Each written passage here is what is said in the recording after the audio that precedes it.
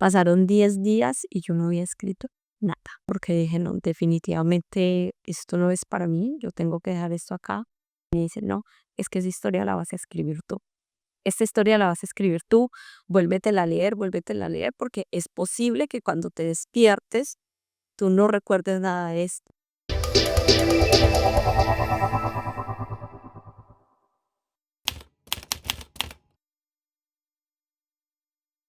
Después de que yo intenté escribir en silencio en mi pueblo, todas estas voces que tuve a mis 15, 16 años eran las mismas voces que tenía de mis compañeros en la universidad diciéndome que estaba loca, que cómo se me ocurría. Yo cojo mi cuaderno en silencio, con un iPad, mi computador y me voy a Pensilvania.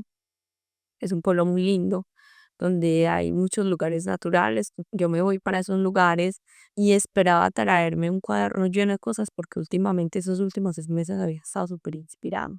¿Qué iba a hacer con eso? No sé, pero yo pensé que iba a construir la idea a la hora de la vida. Pasaron 10 días y yo no había escrito nada. Ya me tenía que regresar a Pereira, que era la ciudad donde yo vivía en ese momento. Y esa noche tenía muchísima tristeza porque dije, no, definitivamente esto no es para mí, yo tengo que dejar esto acá.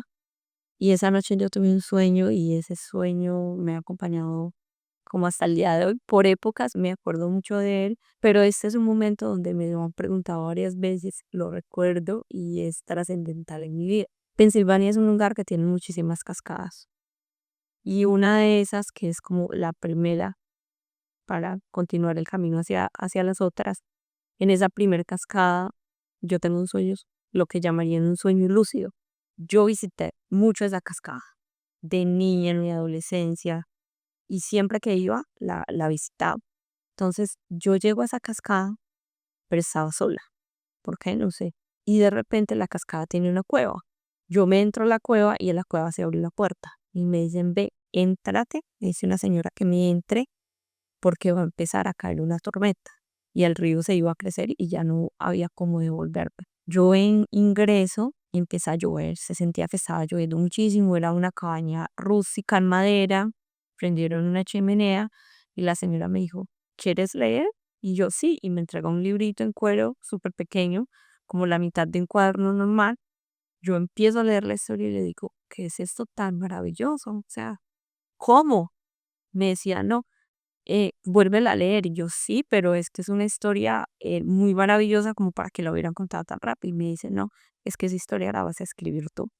Esta historia la vas a escribir tú, vuélvetela a leer, porque es posible que cuando te despiertes, tú no recuerdes nada de esto. Y yo me la leí muchas veces, cansadísima de leerla. Y hay un momento donde yo creo que yo estaba despierta. Y yo siempre en mi mesa de noche tengo un cuaderno, un lápiz, un lapicero y un vaso de agua. Yo iba a intentar coger el lapicero del cuaderno y no era capaz. O sea, no fui capaz, no lo pude hacer.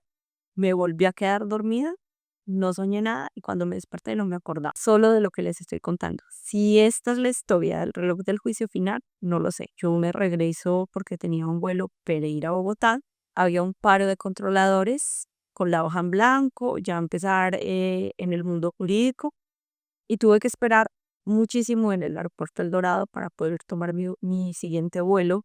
Eran esperas larguísimas, era súper incierto, nadie se quería ir del aeropuerto y yo me siento ahí en el piso y todo lo que yo no hice en esos 10 días lo empecé a hacer ahí y empecé a crear la historia de Matusalén y me di cuenta que mi lugar favorito para escribir es el aeropuerto. Cualquier aeropuerto. Yo me siento, ojalá un poquito alta, donde yo pueda ver la gente corriendo, los que van despacio, los que van a recibir a sus familiares. Entonces eso me inspira demasiado. Y empecé a crear toda esa historia y ahí nace todo el primer esquema de El reloj del juicio final. Bueno, el juicio final fue un nombre que vino a mi cabeza, vino. Al principio yo solo empecé a escribir sobre el caos del mundo eh, y se me empezaban a venir cosas en la cabeza. Yo no soy una persona que escriba de forma ordenada. Así cuando yo me concentro es como si entrara en trance y escribo, escribo, escribo y después entro a pulir conceptos. Y se me vienen fragmentos de la Biblia que están en ese libro, como el diluvio universal, la primera vez que Dios destruyó el mundo y todo lo que la humanidad está haciendo, ese concepto de que hemos evolucionado en muchas cosas, pero como evolucionamos para el bien, evolucionamos para el mal. Entonces es un camino duro para el mundo de destrucción, que la humanidad está en un camino de destrucción, no de evolución, sino de destrucción.